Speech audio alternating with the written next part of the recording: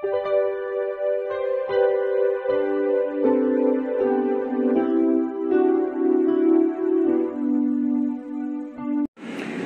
Students, প্রথমেই UK educational টিপসের পক্ষ থেকে তোমাদের সকলকে স্বাগত জানাই।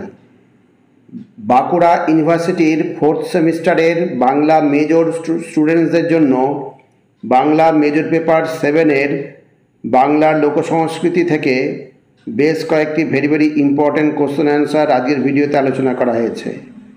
সুতরাং স্টুডেন্টস, তোমরা ভিডিওটি শুরু থেকে শেষ পর্যন্ত প্রত্যেকটা প্রশ্ন উত্তর গুরুত্ব সহকারে লক্ষ্য করো এবং তৈরি করে নাও। এগুলি তোমাদের সেমিস্টার পরীক্ষায় বিশেষভাবে কাজে লেগে যাবে। প্রথম প্রশ্ন হচ্ছে, ধাঁধা কী? ধাঁধা হলো লোকসাহিত্যের একটি শাখা।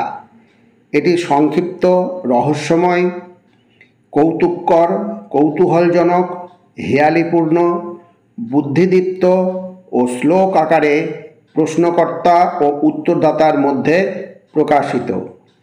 নেক্সট প্রশ্ন দেখো, ধাঁধার দুটি বৈশিষ্ট্য লেখো। তাহলে প্রথম বৈশিষ্ট্য হচ্ছে, ধাঁধায় আবশ্যিকভাবে দুটি পক্ষ থাকে, যার এক পক্ষে থাকে প্রশ্নকর্তা, অন্য পক্ষে থাকে উত্তরদাতা। আর 2 নম্বর বৈশিষ্ট্য হচ্ছে, ধাঁধায় বহিরাঙ্গিকে সহজ সরল হাস্যরসের উৎসার ঘটে। নেক্সট 3 নম্বর, ধাঁধা শব্দটি উৎপত্তি কিভাবে হয়েছে? সংস্কৃত দ্বন্দ্ব শব্দটি থেকে বাংলায় ধাঁধা শব্দটির উদ্ভব হয়েছে। নেক্সট প্রশ্ন, ধাঁধা বিষয়ক প্রস্তাব গ্রন্থটি কে লেখেন? খুব সুন্দর প্রশ্ন। ধাঁধা বিষয়ক প্রস্তাব গ্রন্থটি লেখেন ডক্টর পবিত্র সরকার। নেক্সট 5 নম্বর, বাংলা সাহিত্যে মধ্যযুগে কোন কোন কাব্যে ধাঁধা আছে? বাংলা সাহিত্যে মধ্যযুগের চর্যাপদ, চণ্ডীমঙ্গল ও ধর্মমঙ্গল কাব্যে ধাঁধা আছে। প্রত্যেকটা প্রশ্ন খুবই ইম্পর্টেন্ট। দেখো এবার পরের প্রশ্ন, মুখ নাই কথা বলে, পা নাই হেঁটে চলে, এই ধাঁধাটির উত্তর কি? তাহলে এই ধাঁধাটির উত্তর হচ্ছে কি? ঘড়ি। ভালো করে খেয়াল রাখবে, এই ধাঁধাটির উত্তর হচ্ছে ঘড়ি। নেক্সট, এক মায়ের 2 ছেলে, কেউ কাউকে দেখতে নারে, এই ধাঁধাটির উত্তর কি? এই ধাঁধাটির উত্তর হচ্ছে চক্ষু বা চোখ। ভালো করে খেয়াল রাখবে, এক মায়ের 2 ছেলে, কেউ কাউকে দেখতে নারে। এবার নেক্সট, প্রবাদ কাকে বলে? প্রবাদ জাতির সুদীর্ঘ ব্যবহারের অভিজ্ঞতা, সংক্ষিপ্ততম রস অভিব্যক্তি। প্রবাদকে বলা হয় প্রকৃষ্ট বচন। অভিধানগত অর্থ ধরলে পরম্পরাগত বাক্যকে প্রবাদ বলে। পরবর্তী প্রশ্ন, প্রবাদের দুটি বৈশিষ্ট্য লেখো। খুব ভালো করে তৈরি করবে। প্রবাদের প্রথম বৈশিষ্ট্য হচ্ছে, প্রবাদ সৃষ্টির মূলে আছে বাস্তব জীবন, অভিজ্ঞতা ও প্রত্যক্ষ অনুভূতি। আর 2 নম্বর হচ্ছে, সহজ সরল দৈনন্দিন ব্যবহারিক ভাষাতেই প্রবাদ উচ্চারিত হয়। খুব ভালো করে প্রবাদের বৈশিষ্ট্য রেডি করে নেবে। প্রত্যেকটা প্রশ্ন খুব গুরুত্ব সহকারে তৈরি করে নেবে। পৌরাণিক চরিত্র আছে এমন 2টি প্রবাদ লেখো। তাহলে একটা প্রথম প্রবাদ হচ্ছে, একারামে রক্ষা নাই সুগ্রীব দোসর। আর 2 নম্বর হচ্ছে, সাতকাণ্ড রামায়ণ পড়ে সীতাকার বাপ। নেক্সট, গার্হস্থ্য জীবনে ব্যবহৃত বস্তু বিষয়ক একটি প্রবাদ লেখো। তাহলে দেখো হচ্ছে, বস্তু বিষয়ক প্রবাদ হচ্ছে, শূন্য কলসির আওয়াজ বেশি। নেক্সট, পশুপক্ষী বিষয়ক একটি প্রবাদ লেখো। বিড়ালের ভাগ্যে শিকে ছেঁড়া, শকুনের নজর ভাগাড়ের দিকে। এবার পরবর্তী প্রশ্ন দেখো, ধাঁধা ও প্রবাদের মিল ও অমিল উল্লেখ করো, অর্থাৎ সাদৃশ্য ও বৈসাদৃশ্য। তাহলে দেখো, প্রথমে মিল বা সাদৃশ্য দেখো। প্রথম হচ্ছে, ধাঁধা ও প্রবাদ 2 লোকসাহিত্যের উপবর্গ। আর 2 নম্বর সাদৃশ্য হচ্ছে, ধাঁধা ও প্রবাদ উভয়ই সংক্ষিপ্তাকার। আর বৈসাদৃশ্য বা অমিল হচ্ছে, ধাঁধায় উত্তর খুঁজতে হয় আর প্রবাদে অন্তর্নিহিত অর্থ সন্ধান করতে হয়। খুব ভালো করে এটা তৈরি করে রাখবে। এটা 5 নম্বর প্রশ্ন হিসেবেও আসতে পারে।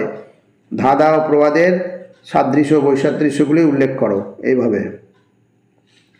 এইবার পরবর্তী প্রশ্ন হচ্ছে ছড়ার দুটি বৈশিষ্ট্য লেখো। প্রথম বৈশিষ্ট্য হচ্ছে মুখে মুখে রচিত অন্তমিলযুক্ত ছোট আকারের পদ্য হলো ছড়া। আর 2 নম্বর বৈশিষ্ট্য হচ্ছে ছড়া সাধারণত 2, 4, 6, 8 চরণে নির্মিত এবং স্বরবৃত্ত ছন্দে রচিত। ভেরি ভেরি ইম্পর্টেন্ট প্রশ্ন। এই ছড়ার বৈশিষ্ট্য লেখো, এটা 5 নম্বর হিসেবে আসতে পারে। তখন তোমরা মিনিমাম 5টা বৈশিষ্ট্য লিখবে। এইবার হচ্ছে রবীন্দ্রনাথ ঠাকুরের কোন প্রবন্ধে ছড়া সম্পর্কে আলোচনা আছে? রবীন্দ্রনাথ ঠাকুরের ছেলে ভুলানো ছড়া প্রবন্ধে ছড়া সম্পর্কে আলোচনা আছে। ভালো করে মনে রাখবে, প্রবন্ধটার নাম হচ্ছে ছেলে ভুলানো ছড়া। নেক্সট, বর্তমানে ছড়াগুলি ক্রমশ লুপ্ত হয়ে যাচ্ছে, এর কারণ লেখো।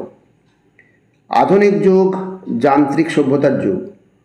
মানুষ অবসর বিনোদনের জন্য হাতে পেয়েছে মোবাইল, ল্যাপটপ, কম্পিউটার, ট্যাব ইত্যাদি যন্ত্র। বর্তমানে অধিকাংশ শিশুদের আনন্দ দেওয়ার জন্য তাদের হাতে তুলে দেওয়া হচ্ছে মোবাইল বা কম্পিউটারে চালিত বিভিন্ন খেলা ও গান।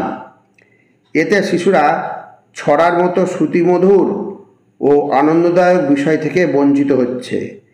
এইভাবে ছড়াগুলি ক্রমশ লুপ্ত হয়ে যাচ্ছে।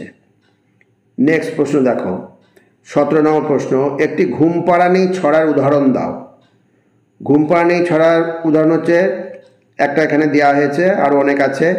ঘুমপাড়ানি মাসি পিসি ঘুম দিয়ে যেও, বাটা ভরা পান দেব, গাল ভরে খেও। খুব ভালো করে মুখস্থ করে রাখবে ঘুমপাড়ানি ছড়ার উদাহরণ। এইবার একটা ছেলে ভুলানো ছড়ার উদাহরণ দাও। তাই তাই তাই মামার বাড়ি যাই, মামার বাড়ি ভারী মজা, কিলচর নাই। এইবার পরবর্তী প্রশ্ন হচ্ছে ঝুমুর গানের মূল বিষয় কি? সীমান্ত বাংলার ঝুমুর গানে কিসের প্রভাব পড়েছে?